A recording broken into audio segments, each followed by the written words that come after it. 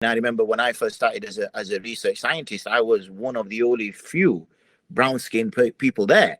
It was a white absolute. So it's natural to be inner focused, internally focused, and meet your own needs.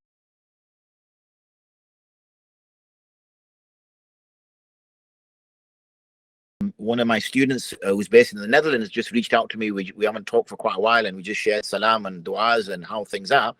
And he was very happy with what we're doing in RG Group and RG Advisory. And he says, Muftab, it's like when as economic migrants, our first maqsad was he's a born Dutch indigenous. He's a convert to Islam. And he says, the needs were the necessities, the masjid, the madrasa, the maktab, yani religious needs. And then it went to food, yani halal. We've got to make sure it's halal. And then it moved to other areas. And slowly we've progressed generation by generation, education. Then the Darul Ulooms, the madrasas came as well. The Islamic schools then came later. So there's always been a generation that's brought something to the community to make sure that we keep our Muslim identity in the environment we find ourselves in. Similarly, we see with RG Advisory in particular, we've seen that, hold on a second here, there's so much, we're an entrepreneurial community. There's a lot of business we do. Are we doing business properly? And that's really where, this kind of first conversation started, going back several months, if not years, and how we've sort of moved along with that.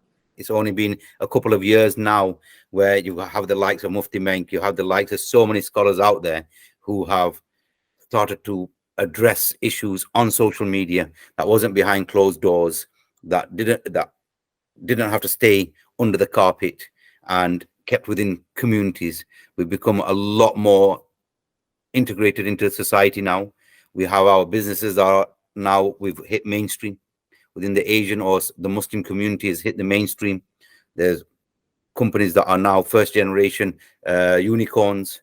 There are people in high levels of politics. There are people in high levels of business. There are people in high levels of education.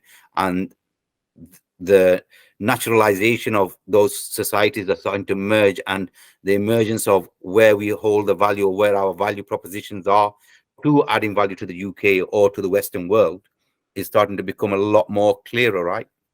That's right. It's the maturity of the community. When the community starts, you look at your immediate needs, don't you? What do we need?